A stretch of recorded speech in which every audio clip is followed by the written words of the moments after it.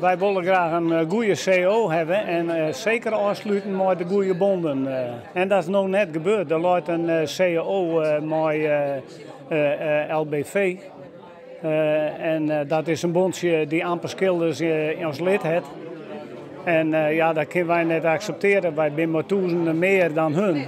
Dus, ja, dus de werkjouwers hebben maar een lidspart van de schilders een CAO afsluiten met de vakbond. Ja. En daar ben je het als grote meerderheid net mee eens? Nee, daar zijn wij het net mee eens. Wij hebben zelf goede voorstellen in voor een CAO en daar weer net over te praten. Er is nog een eindbod geweest een weekend en daar is net op gereageerd. En vandaar dat we nu in actie komen moeten. De verslechtering zijn de seniorendagen, reisuren, scholing voor de jeugd. De kilometergeld gaat naar beneden. Nou, de loonsverhoging is er wel, alleen dat is maar een loonsverhoging van 4,75. En ze willen dus wel een eenmalige uitkering doen. Maar ja, de FNV heeft weer andere standpunten. Dat het voor ons dus toch beter is en in de toekomst ook beter is voor de jeugd. Daarom.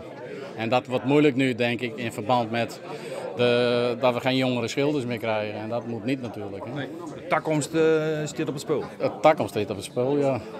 Wat doe je met stakings en acties? Voorlopig eerst staken. We proberen natuurlijk de getallen omheen te krijgen. En ja, het is voorlopig ook eerst voor 2 dagen. En het is steekproef, maar als dat net geen soort onder de dik zet, dan zult het wel wat heviger worden, denk ik. Dan zullen ik nog praten van intimidatie en dat soort zaken. Ga je daar wat van mij krijgen? Wij hebben van ons bedrijf hebben we er al niks van gekregen. Dus. Jij dat praat wel? De praat is er wel, ja, dat er sommige bedrijven intimidatiebrieven sturen in verband met ontslag dit en ontslag dat. Maar ja, we hebben stakingsrecht en dat mag dus. En daar staan we nou voor. Dus dat zie je wel de aantal schilders die hier binnen. Dus, een andere mensen zijn er niet zo bang voor.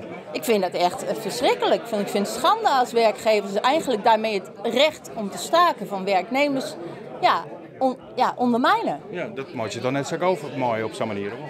Nee, ik heb dat nog niet eerder meegemaakt.